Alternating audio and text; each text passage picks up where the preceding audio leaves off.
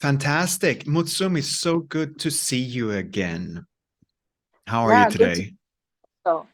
I'm fine. You can see it's 4 o'clock here, nearly five. It's still very sunny and beautiful weather. Yeah, Villa du Lac, Quachin. Very nice. Very nice.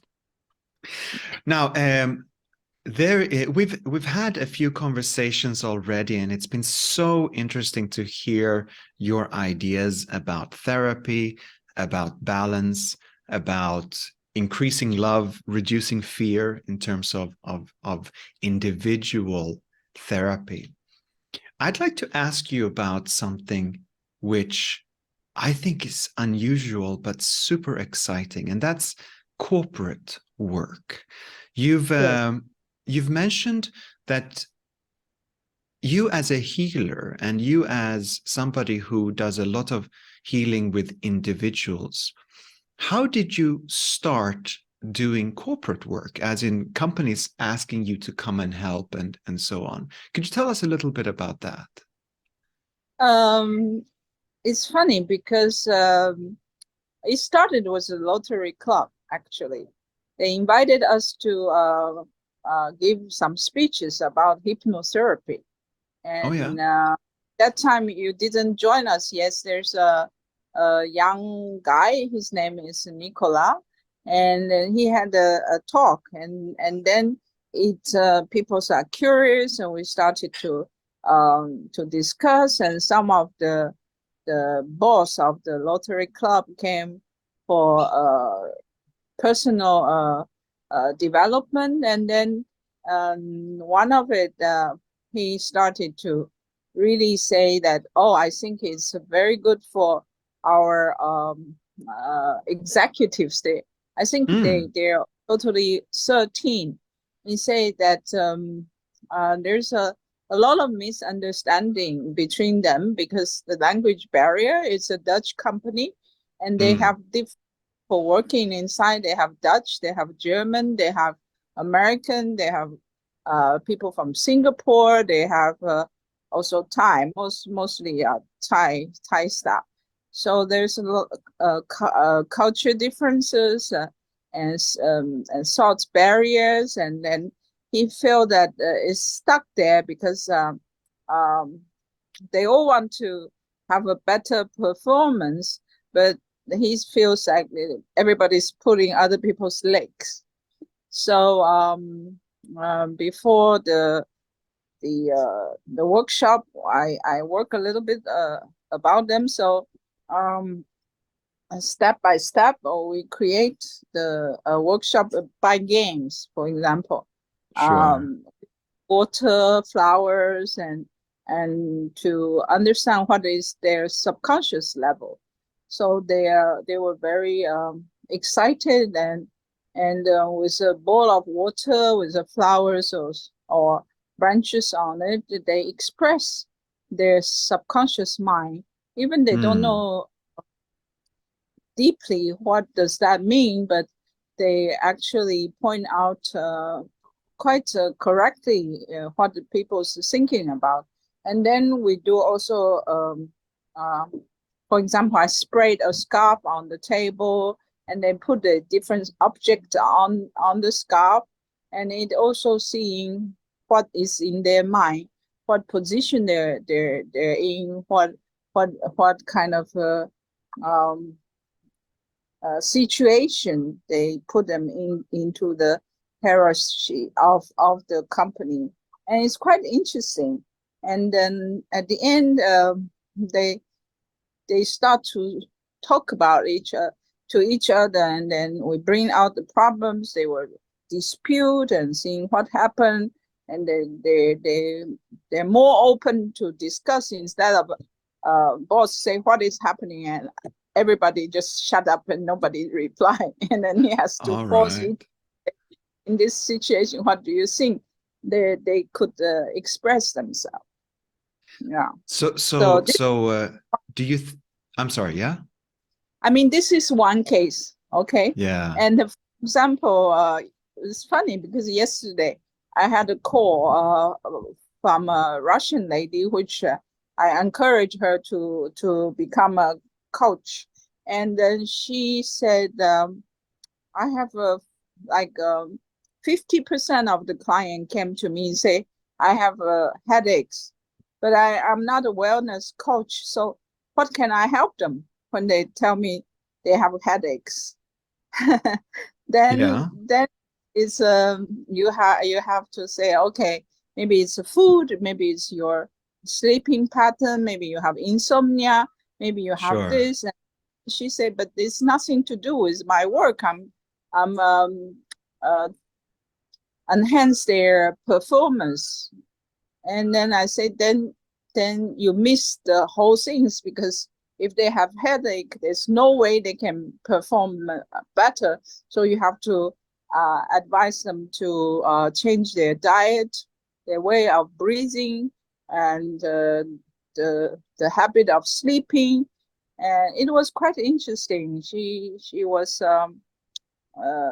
yeah, she agrees, because people came to her not only by wanting to perform better, but the physical problem is a big obstacle. Yeah. Right. So the benefits for a company to um, get a healer or someone like you, who this is perhaps you're working with constellations, almost like family therapy, but for a company, Yeah. right? It's Yes. it's to It's amazing. to Yeah, yeah, it's amazing. I have my own experience. I had a company in Hong Kong, and I yeah. didn't. And uh, in the beginning of the company, we're small. We're just like 5 out of 9 of the people. They have no father. Oh, Yeah, yeah. They say the company is almost like their family. I say maybe it's a coincidence. I collect children who have no father. A father either disappear, either had a heart attack, either uh, had an accident, and we really became a company. I closed the company more than 26 years, and we still have like a yearly company annual dinner oh in Hong Kong. wow. Yes. Right. So you have the bond, yes, as a Yeah, family. yeah. Exactly. Yeah. So companies on very often companies, they just think about the bottom line. They're thinking about the money, right? So Yes. Profit. is it a good, just objectively speaking, is it a good return on investment to get a healer in to do some therapy for the company, would you say? I think it's depend on the decision of the CEO. Uh-huh. Most of the time, the CEO came for the retreat first, and then they feel that they have been changed a lot. So Right. they wish their employees can be more heart centered instead of logical mind centers. Mm.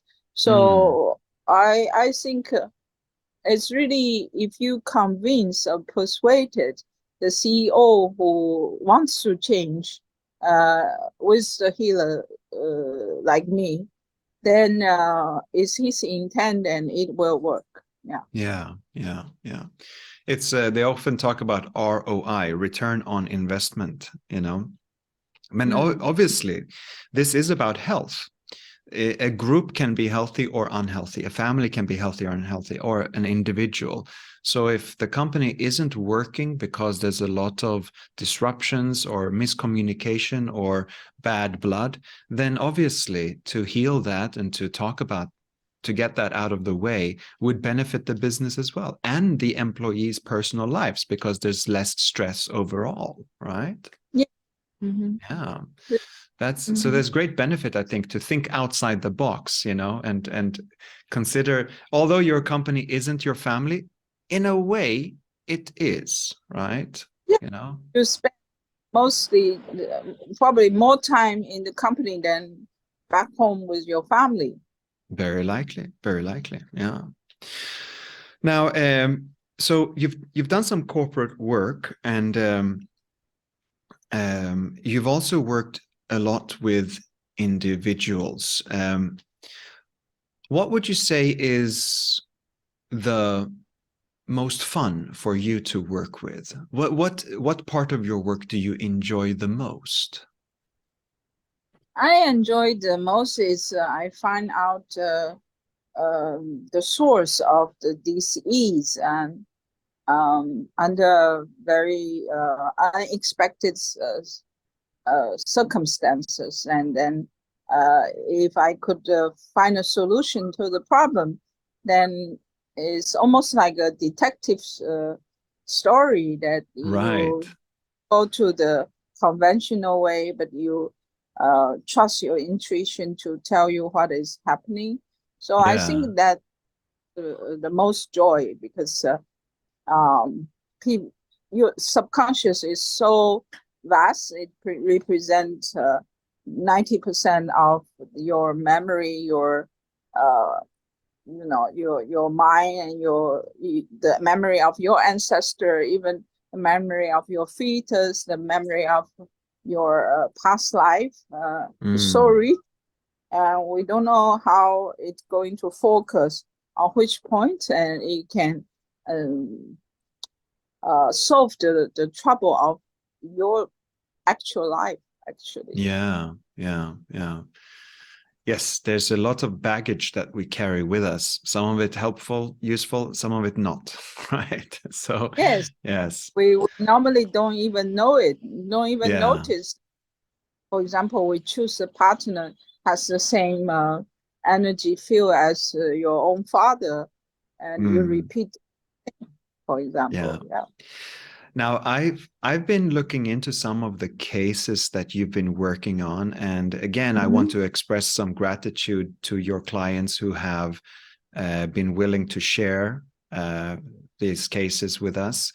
There is one that stands out because you talk about the detective story, and I'm thinking about Hans, one of your clients, and his forgotten twin. That must have been quite an adventure to figure out something that everyone had forgotten and it was hidden deep inside. So, could you tell us a little bit about this story? It's very interesting, I think.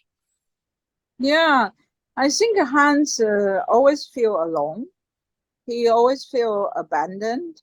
Even if he has a relationship, he always feel that it's not fulfilled. Hmm. And maybe he even have some inner voice and telling him not to be happy and feel depressed, Wow. and just feel that things are missing, and he doesn't understand why. He got everything. He have good education, good family, but something's missing. Yeah. Right. Right. Yeah. Mhm. So he came to you and he had this burden, this problem, and then you work together and you use memory therapy, something I'm not too familiar with. Would you explain what memory therapy is? Yeah. Memory therapy is a combination of the different modality that I have combined together. So mostly I will put the client into a very comfortable position, like hypnotherapy. And once they get into their theta brainwave, then I use my own muscle test to say if it's a family, if it's mother, if it's a father, if it depend on things. Sometimes I don't even need to use muscle test. When I scan their body, the body will give me informations. Okay.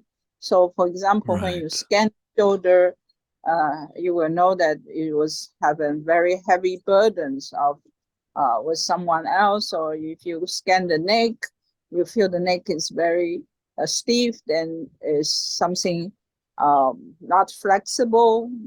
He has to change his mind, or body has its own language and its own expression. Um, and then with hands, it really went straight that he um, he was a twin, Oh, and but and the twin died when he was born, and the parent didn't want him to know, so he didn't know. Oh, okay. Yeah, and then we know that it's a sister. It's a sister. It's a girl. It's not a man.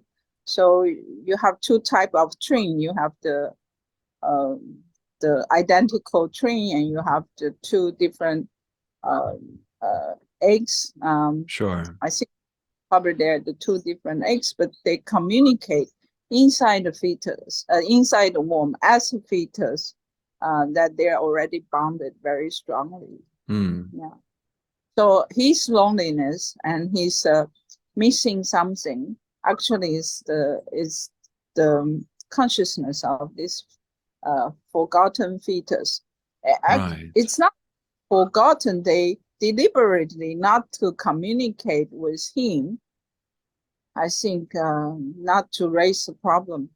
I think, but that intention probably really disappointed this soul. Um, I don't know whether if it's more open, maybe he could deal with it. Yeah. Right, right. So through therapy, you discovered that he had originally a twin sister who died Right. at birth, and Yeah. that was a part of something that he carried with him, or something that blocked his happiness on some level throughout his life and made it difficult to have relationships, right?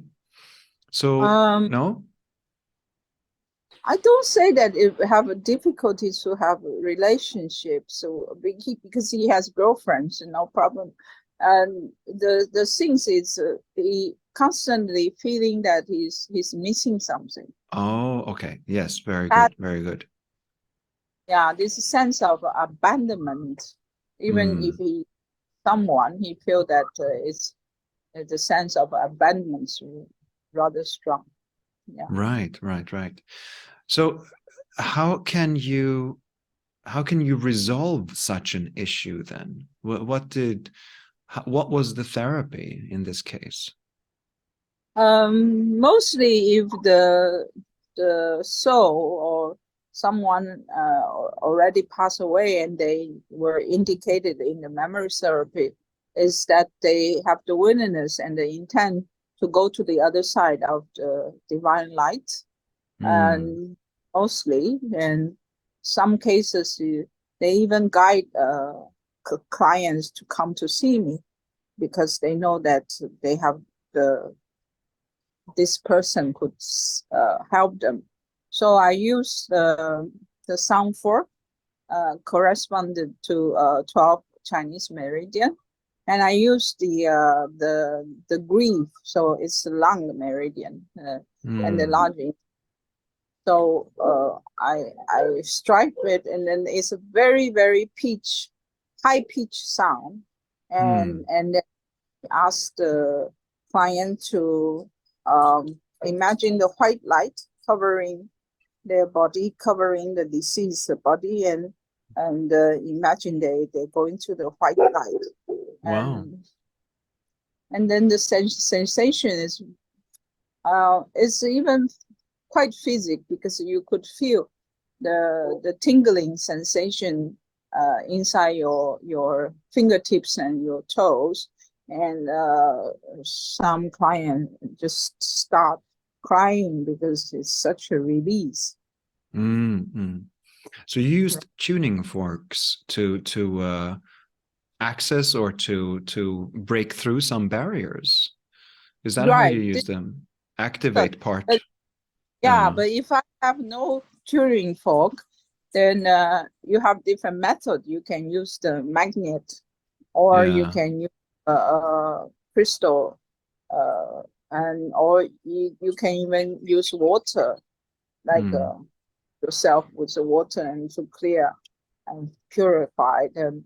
Uh, you can also go to the sunlight. I think there are many different methods, but mm, tuning fork, of course, is much easier to use in the interior, but there are many singing bowl masters, and they sure. use Tibetan singing bowl is the same effect. And Yeah. it's not just the sound, obviously. It's the vibration, it's the energy and all of And those things.